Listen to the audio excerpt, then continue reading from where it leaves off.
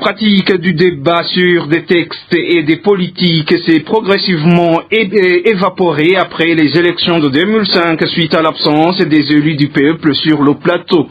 Déclaration de Denis Ndaïchemeza, vice-président du FOCODE. Au Burundi, avec le verrouillage de l'espace civique, engager ce débat est une aventure que les médias évitent pour préserver leur survie, précise-t-il.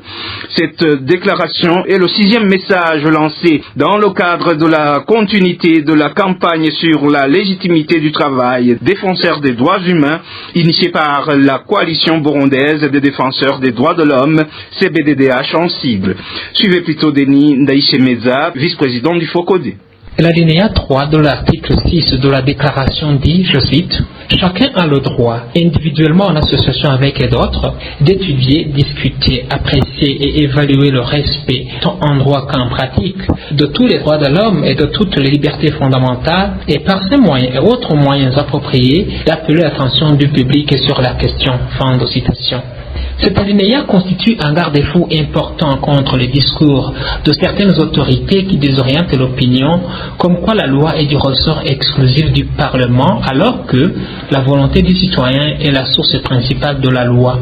Que ce soit dans les pays démocratiques ou en transition démocratique comme le nôtre, les lois et autres textes réglementaires doivent se nourrir des aspirations du peuple avant leur mise en place pour garantir réellement les droits et libertés des citoyens. Les moyens utilisés dans le processus de discussion et d'évaluation sont ceux prévus par la loi nationale et les instruments internationaux, y compris la Déclaration des Nations Unies, objet de notre campagne. L'évaluation aboutit à des conclusions en termes de recommandations aux différentes parties prenantes. Si besoin il y a, le défenseur peut appeler les citoyens à plus de vigilance afin d'éviter que leurs droits et libertés ne soient bafoués. C'est dans ce sens que la loi prévoit des mécanismes citoyens de recours tels que les pétitions et les manifestations pacifiques. Au Burundi, des forums de discussion libres sur les textes de loi ou des politiques a eu lieu à une certaine période. Les parlementaires et officiels du gouvernement ont souvent alimenté le débat lors des conférences et des émissions radio.